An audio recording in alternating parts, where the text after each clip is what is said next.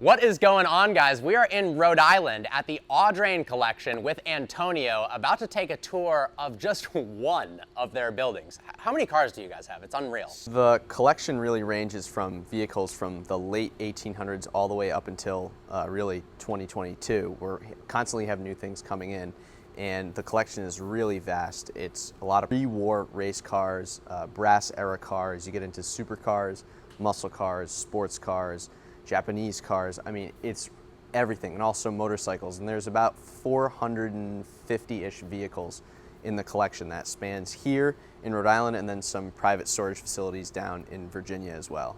So we got to review 4 incredible Porsches, which are actually behind us right now. But I thought it would be a crime not to go through this collection and show you just a small sliver of the epic vehicles that they have to offer. So let's go ahead and go this way. We've got this gorgeous green Huracan STO. I love this car. I think it's the best driving Lamborghini they've ever made. This car is epic and has a really cool spec as well. It does. Now, got a Veyron Grand Sport Vitesse under here? Yep, so this is a Grand Sport Vitesse. This is, I'm going to butcher the French pronunciation, but it's La Ciel Californienne edition. Wow, this is actually unveiled at Monterey, I think in 2012 or something like that, 2013. This car is super awesome. I mean, what else can you say about a Veyron? It was the most powerful car when it came out. I think the most expensive car when it came out as well. It was the first $1 million MSRP car, and I think the first over 1,000 horsepower car from the factory you could buy. And then this, the 1,200 horsepower edition without a roof, is pretty crazy. Yeah, it's just absolutely absurd. Behind it, we've got the latest version of the Bugatti, the Chiron. So this is behind it is the Chiron Super Sport, or Chiron Sport Skyview. So this was the first Skyview in the country. Actually, I think in the country and in the world. Wow, there's carbon fiber in the headlights. I've never seen that before. That's crazy. The really cool thing about the Chiron is when you turn it on, all the lights that come on at once. We were looking at the wheels earlier. I mean, just a crazy spec on the wheels. I mean, this combination of blue and yellow is just absolutely wild. I like how they have the cutouts in the wheels for extra weight savings. Yeah. They actually look really similar to BBS FIRs. We're not sure if they're the same, but either way, the FIRs are some of the coolest wheels in the world. Yeah, this car is pretty incredible. I think what's awesome is, you know, there's some epic collections around the world, and a lot of them focus on either new cars or specifically old cars. And if you just had these 2 cars in the collection, that's already better than 99.9% of the world. But when we turn around and go through some of the classics, the breadth of this collection is pretty impressive. You were telling me about the person who owns this car and some of the interior details of this Packard V12 lawn delay. A lot of people have heard of the Maybach lawn delay, where just the back part is a convertible. Check this out. So this was Doris Duke's car, and Doris Duke was responsible for a lot of the restoration that went into Newport. So one of our missions at the Audrain is to collect Newport history cars, and this has a lot of rich history. This car and driver took her to from her estate in New Jersey to her house, Rough Point, back and forth, and Rough Point was where the gathering was the other day during our motor week. She has our Doris Duke letters here. As you would. I will get in. I'm going to take my shoes off so I don't get the car dirty. But back here, she had, one would say she's probably a backseat driver. So she had a privacy window so that could go up and down when she wanted. A crank partition, that's amazing. She had a speedometer and a clock back here so she could tell the driver to speed up or slow down. If he was on time, if he wasn't on time. She had her own radio adjustment back here as well. And then the Land O'Lay portion just came back on this end over here, and that allowed her to greet people in town when she came into town. And what year is this car? 1938. So in 1938, Ferrari's bringing back this passenger display in their cars, like the 812 Superfast, where you can see the RPM and the speed. We got this in 1938. In the back seats. She could also keep alcohol back here. She had if she opened this, it was the speaker for her radio. She could fit a couple passengers back here. She could keep her feet like this to be comfortable. Unbelievable. I mean, this was a really advanced passenger car for the day, and she had a ton of room back here. The funny thing about pre-wars is they're so big, but a lot of times the interiors are really cramped, where this had a lot of space back here. Very cool. Super cool. These are 3 of the cars that we drove yesterday. So the Singer, this was the first Singer that was purchased at auction, which is a kind of a cool fact about it. The Emery Outlaw, that was built for our collection as well. It has a couple of our logos on the back here and some events that the car has done. 997.2 GT3 RS. Your audience can see all these videos on your reviews. I don't think I've been more excited during and after a review, maybe ever, or particularly for the last couple of years, than driving this Singer. I've always wanted to drive one of these cars, and it truly was as cool as the hype around it. It's $1 million classic Porsche recreation, and it drives like $1 million. I mean, the steering feel alone feels like $1 million. Absolutely epic. Then behind us we have 599 GTO. These Beautiful things are so Aston. cool. This car is epic. The Shelby Super Snake, a McLaren 620R. So kind of similar to your car, but this is the more racy version. This was based off of the 570S race car. Yeah, this car was so interesting to me that they produced it. It both made me slightly frustrated and slightly confused because it came out after I got my roof scoop 600 LT. There's parts that I like more about the 600. Like the front bumper of this is still basically identical to the 570 versus the 600 has its own bumper. This doesn't have the top exit exhaust, which I think is probably the coolest part of the 600 LT. But then at the same time, they've got a GT4 race car derived suspension. So the suspension's a little better on this car, the cool functional hood. I like this thing. One of my close friends has one. It's an epic car. They're absolutely wild to drive. Then we have probably one of my favorite cars ever to drive, watch out for that, is the Austin Healey Sprite, the Bug Eye Sprite. Such a cute car. I love these things. These have less than 50 horsepower, and nothing will put a smile on your face more than driving one of these, which is... I mean, even looking at it, I don't have to drive it. I love the frog look of the Bug-Eyed Sprites. It's awesome. Aptly named. A couple Mercedes here. Chrysler Airflow. This car was super advanced for its time, but wasn't really well received because it was honestly too advanced with its aerodynamic shape. This is really interesting. This is extra cooling. Yep, so those were cooling vents that you could actually open from. Wow. Let me get in here. Yeah. That you could open from the front over here as well. Then also the windshield would open and close, so it could allow more air to come in. These had super advanced windows, so if you open this up, and I believe if you, so this is the whole window opening up, but you could control this part, so only this window would come down, but this one would stay up. So very, very cool. This was an awesome car. Then Nice 992 GT3. GT3. Is it a manual? That's a manual. Yep. Nice. It's got the 918 buckets on it. I've only driven the PDK version of this car. I bet the manual is Probably pretty epic. pretty epic. You saw this car in Pebble. This is our 1912 Roush & Lang electric car. This one third in its class, so very proud of this car. This car is the reason I'm here right now, pretty much. I came up to it, wanted to talk a little bit about electric cars being popular way, way longer ago than most people think. And the electric car was kind of killed for various reasons, mostly the oil industry, but talked to him, met him, and he was like, hey, you got to come out and check out our cool car event, our Monterey Concours, but East Coast version, the Audrain Concours, and it's been a blast. It's been fun. So over here, 996 turbo, just absolutely nuts. I mean, this car is just crazy fast. It's got some awesome Recaros in it. Yeah, it's got some cool upgrades to it. It's a pretty sweet car. Couple different Healey's.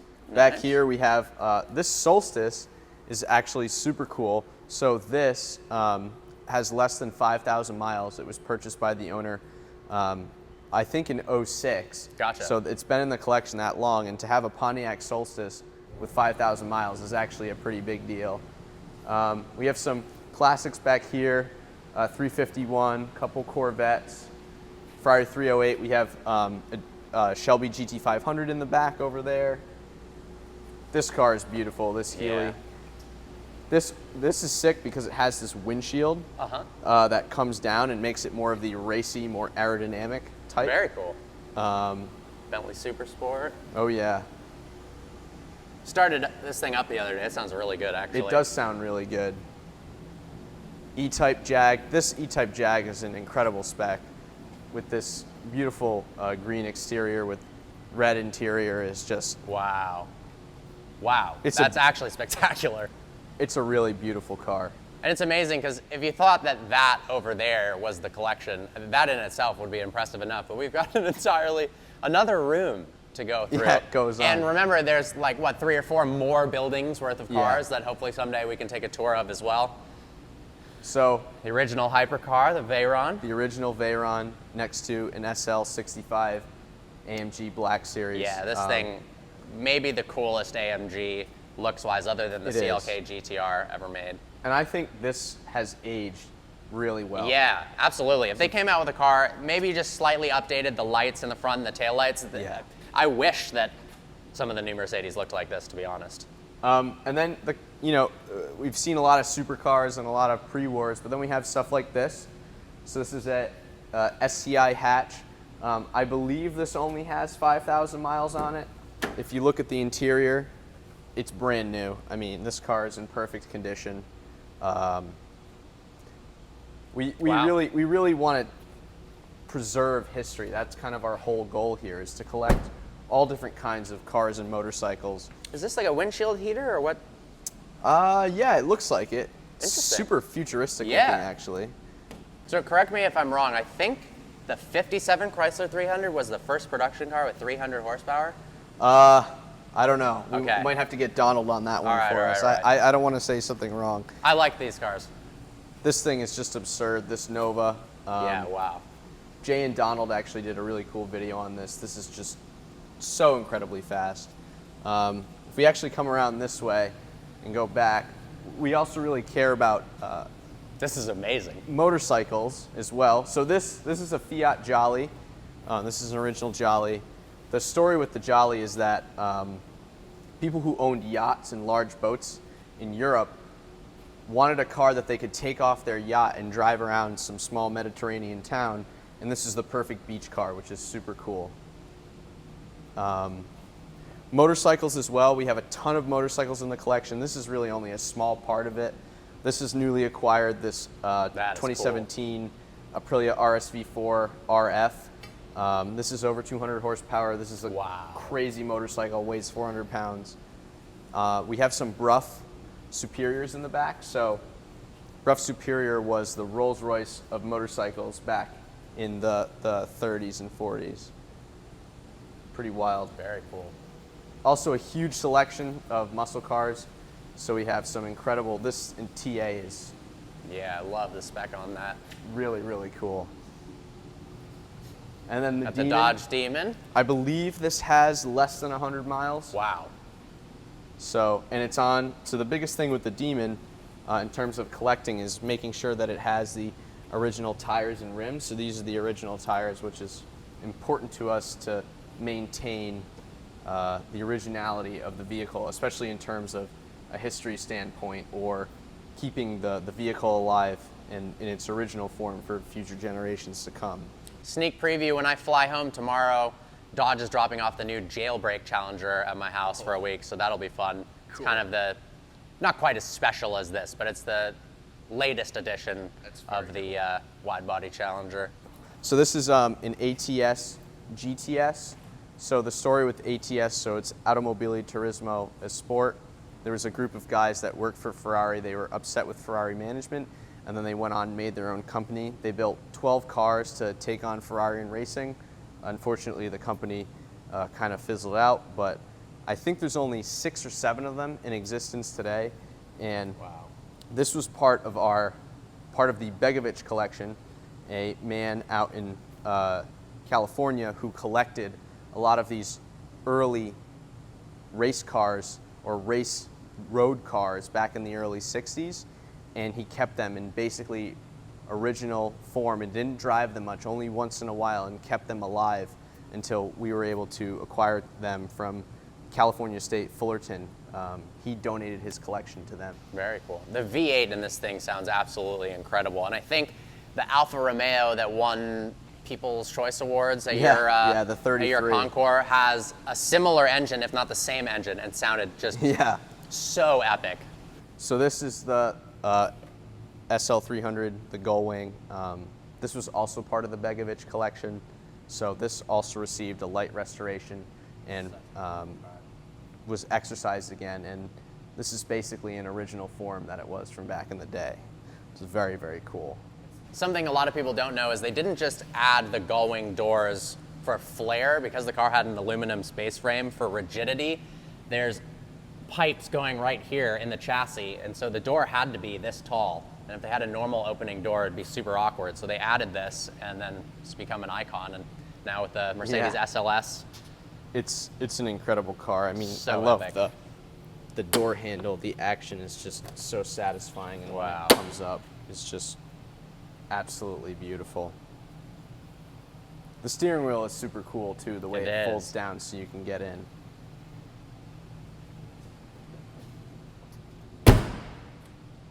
Beautiful Corvette. Yeah, this is I think it's a 68 or 69. You know this car. You had one of these. You had Near and dear to my heart. Sorry about that. I regret selling I had the convertible version, the Speciale Aperta. I've actually never driven a Speciale Coupe. I imagine, obviously, it's actually better. It's just slightly less rare than the Aperta. But as somebody who likes more race car feeling vehicles, I'm sure having that coupe and less weight, more stability, I'm sure it's epic. This is an incredible car to drive. Turbo S Exclusive Series. One of the cool details that not a lot of people know about the Exclusive is that the rims are actually painted gold, and then once they dry, they're painted black, and then there's a laser etcher that comes and removes this layer to expose the gold underneath. And was this the car that 918 owners were given the opportunity to buy, and it was to tide them over until they got their 918, which we'll check out later on. There's a beautiful yellow 918 in the collection. Love the carbon fiber accents everywhere. Wow. Yeah, it's in a really tasteful spec, in my opinion, as well. Yeah, absolutely. The exposed carbon makes it. Nice GT Black Series. Yeah. Then we have this whole other array, so it's nice 57 Chevy, Aventador 720S, 12C, AMG Black Series. This is the GTR Roadster next to the GTR.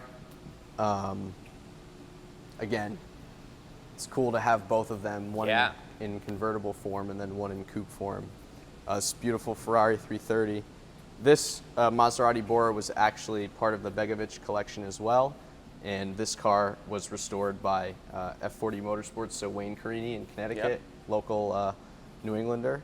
What I think is also really cool is where you do have the preservation vehicles with the low mileage, you also took this out on the rally. Jay Leno was driving that in the rain. So a lot of these cars get actually driven, sometimes in not the most ideal conditions. So it's cool that people get to enjoy them and see them out and about instead of just being hidden away in a secret collection. Well, that's part of our mission is preserving, celebrating, and sharing history. And we really want to share these cars. That's why we have the Audrain Museum on Bellevue Avenue in such a historical part of Newport, where we do our rotating exhibits.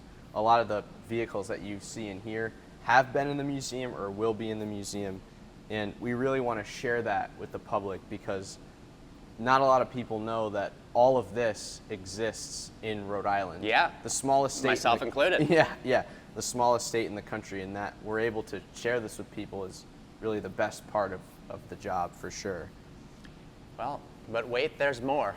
It really is limitless. I remember the first time I walked into this building, I was absolutely blown away. I mean, I really was shocked. I still am blown away, and I've been here for a whole week.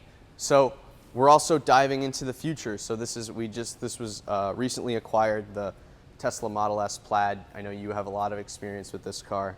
And then next to it, so here's a 991.2 Porsche Speedster, which is just an awesome car. Is so nice. This is finished off with my gosh. with the Heritage livery.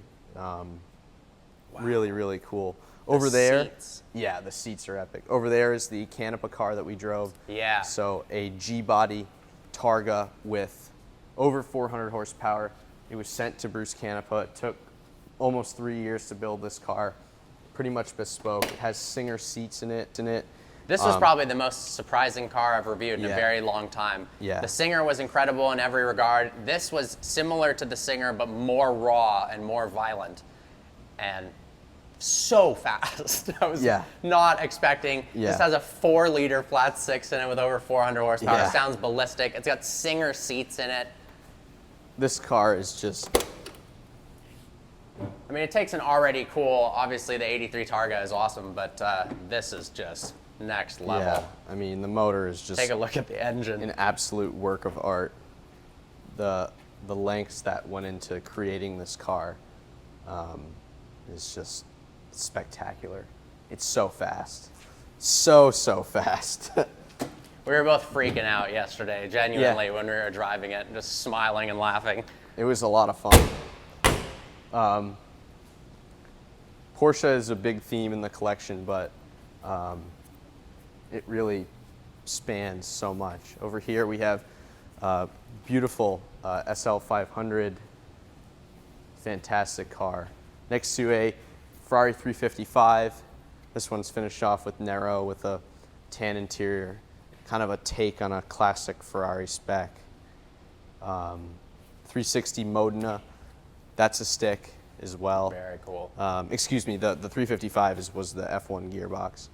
GT4, this is a very late model, Aston Martin Db4. People think it's a Db5, it's not. It does look like a Db5. It's a Db4. This is a real hot rod. I think it has around 350 horsepower. This thing is a missile. Speaking of missiles, Porsche 918. Really, really cool. The Carrera GT that we have is not here right now. It's in the shop, getting an oil change and some other things. But the 918 and the Carrera GT are matching number cars, which is super cool. Very cool. It's crazy to see a multi-million-dollar hypercar plugged in like a Tesla. Yeah. One of the holy trinity hybrid, 4.6-liter naturally aspirated V8. Got exhaust tips coming out of the roof. This car is epic. Pretty much as And it cool has as it a gets. really classic interior as well. It's kind of this dark, nope, it's locked. Never mind. We won't open it up, but it's this dark brown leather. Oh yeah, wow. One of the cool things that I love about the 918 and the Carrera GT that not a lot of people know is that the wheels, the center locks on the right side are blue, and then on the left side they're red, so you know which side. I didn't know that either. Yeah, wow. It's the same on the Carrera GT as well. Wow. That's wild. Yeah. I don't know how I never noticed that. Super cool detail that's kind of, you wouldn't really expect it, but when you see it and know that, you can never unsee it. Then we have a GT2 RS, kind of I would say probably one of the best cars For sure. of the 2010s, I would say. Absolute death trap, incredible Nürburgring lap time, and then it's next to 911R, another one of the best cars. You've got a lot of Nürburgring record holders in this fleet. You've got that was one of the record holders, the 918 Spyder. You had the GT2 RS, the AMG GT Black Series. This is the YSOC car, so we've got the exposed carbon fiber on the hood as well as the roof there. Lighter weight wheels. Such an awesome car. I remember the first time I saw this, it really took my breath away. I was really amazed by the spec and the carbon fiber and the wheels and just the raw sound of it. The turbo sound that you get from a GT2 is crazy. And for modern Porsches, this has to be one of the best looking and also most aggressive Porsches. It's It's certainly more out there and has more flair than a traditional, more subtle Porsche. You know, it's got a... Subtle. Yeah, subtle. you've got 500 horsepower manual, Yeah. but it looks a little more subdued, whereas this screams in your face that, hey, I've got 700 horsepower and I can lap the Nürburgring faster than anything else. They only made 991 of these, all came with a manual. It's like a GT3 RS, but with a stick, which is so cool. This car is really incredible. And what I like about the way that it's been spec'd out is that it has the Houndstooth for the seats, which is just a really cool classic Porsche touch.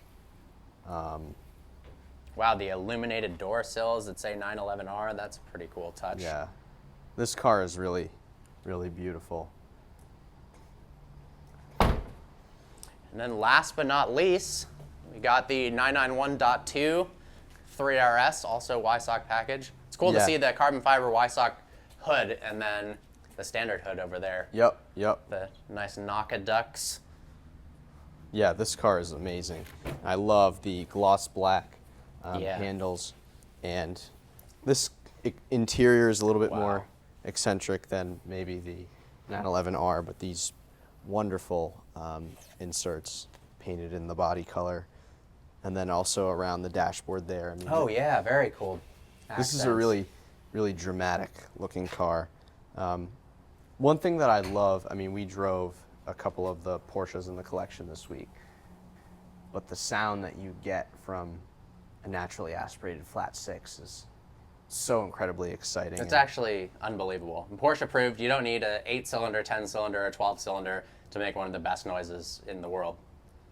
Well, thank you so much for taking me through this. Thank you, everyone at the Audrain Collection, for being so awesome, letting me take out some of the cars. I had a blast. I was so impressed with the events. I mean, they haven't even been doing this very long, a couple of years, and already it feels like Pebble Beach Concours worthy. So, yeah, thank you guys so much. Yeah. I hope you guys enjoyed today's video. Like always, please browse the channel and subscribe. Make sure to subscribe to the Audrain Collections YouTube channel as well. Also got a podcast coming out where we talked about cars, some behind-the-scenes action, so make sure to follow them so you can see that. All right, guys, see you next video.